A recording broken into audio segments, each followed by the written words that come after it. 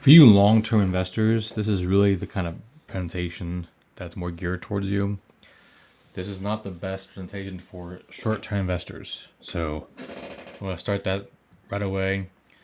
I'm going to go over AMD and Micron in this video. Now, before we really go heavy here, disclaimer, not financial advice, don't blindly listen to people online, past performance not indicative of future performance. It's all very important. So, AMD. AMD is known primarily for, historically, graphics cards, but they're a new leader in AI. AI is not going to be a zero-sum game, in the sense that only one person wins. AI is going to have multiple winners. Okay? Broadcom, AMD, NVIDIA, these are all going to be powerhouse players within that AMD space. Data centers.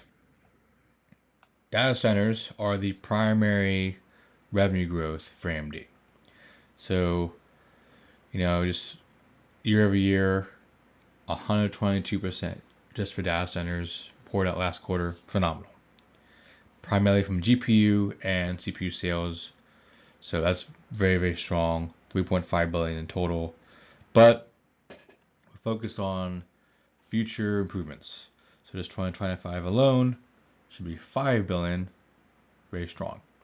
Now AMD and Micron are acquiring other firms, just like most companies do that are large. So it's acquired GT Solutions, which gives them the ability to design some of the secondary equipment for data centers and manufacture that equipment as well. So AMD tries to become more of a one-stop shop in that data center arena.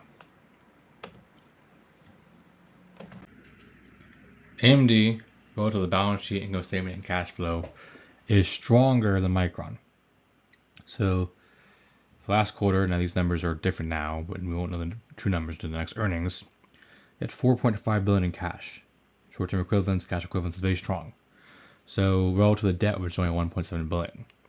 They can easily pay off all their debt right away if they wanted to do so. That's beautiful. If you're a long-term investor, you don't want to have a company that's saddled with a ton of debt without the ability to pay down that debt. So nice, friendly, free cash flow of 496 million is a great position to be in. You can invest in new graphics chips for gaming. You can keep investing in data centers. Do what you want. You're in a great position as AMD. So little debt, that's a huge plus for AMD. Couple now negatives and how to fix them.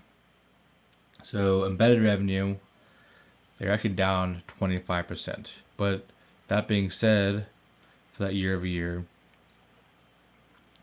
it's kind of a weaker period in a sense of bit of product normalization. 2025 is a very strong year for AMD. A lot of very powerful new chips, which we've listed over there. You can research them on time, but these are game changers. Now, the most important chip is the RDNA 4, which is going to help on the gaming side.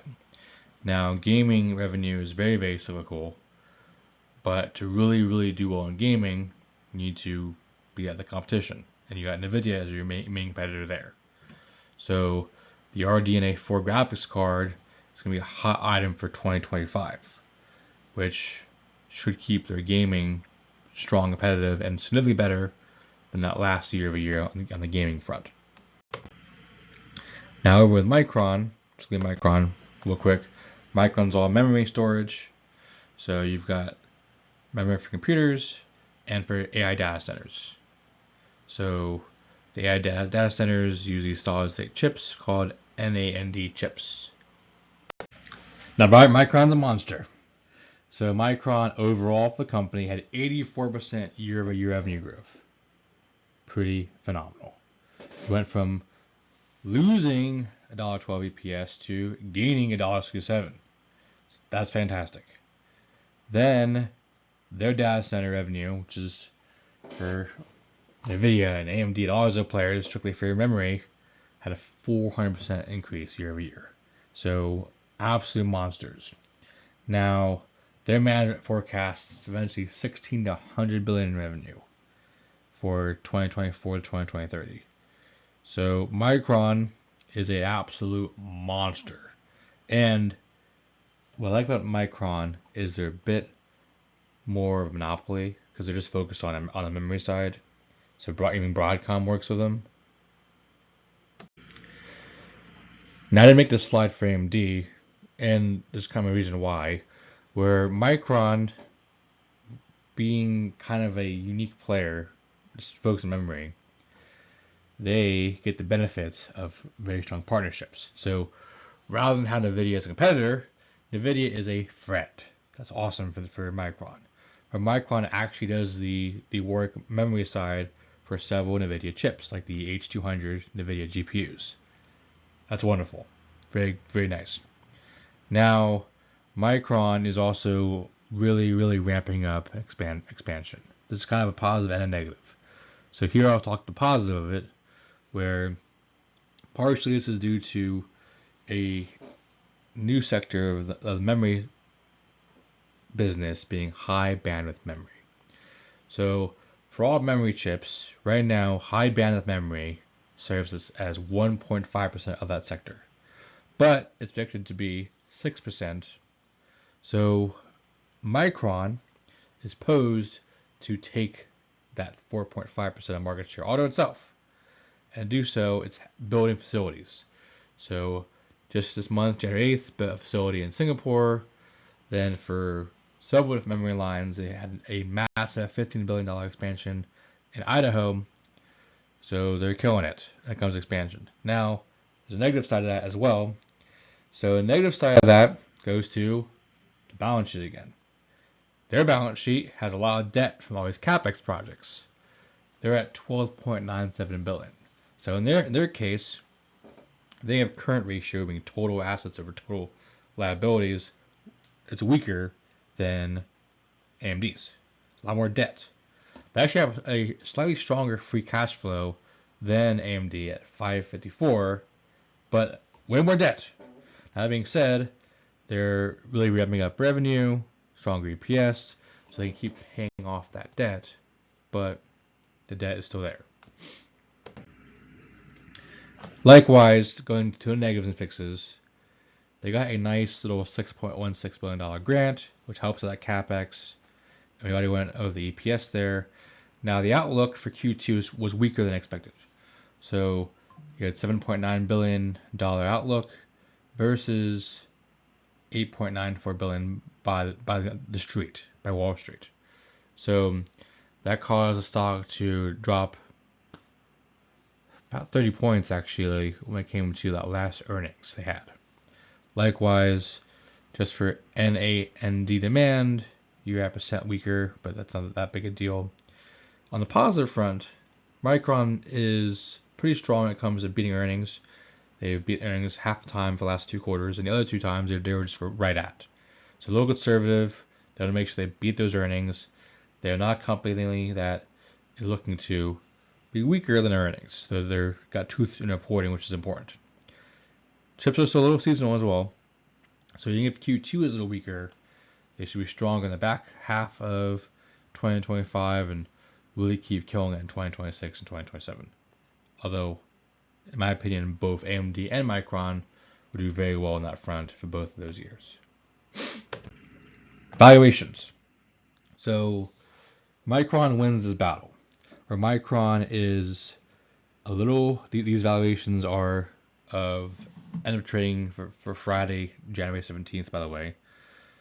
Micron is still below the industry PE average. So they're at 15.42, which is solid. That's very nice. Still undervalued, even on the bare valuations front, not focusing on earnings growth. So Micron, in my opinion, is massively undervalued still. Their PS ratio is also significantly lower than AMD's, which is nice. So still a good bargain deal. AMD is above the industrial average, but not by a ton, and still way less than NVIDIA. So when you have your very strong companies, that is to be expected. Their PS at 8.11, not as good as Micron's, but still fine. Ironically, they both have a 1-year price target of 250. That being said, it's a lot juicier with Micron than it is with AMD. On the negative side, if we do have much stronger market weakness, I would say it's more likely that AMD hits a 110 on the low price target than Micron does hit a 70. It'd be pretty hard, in my opinion, to see Micron hit the 70s again, but always possible. Growth. Micron's an absolute monster. Okay, just an absolute monster. These numbers, when it comes to the quarters, the February 25, May 25, that's actually just Micron. It's not exactly that for AMD. So those are when Micron reports, but EPS growth just absolutely absurd for Micron. Which is partially why we like Micron more of the two. I mean, like just this year, so just getting up to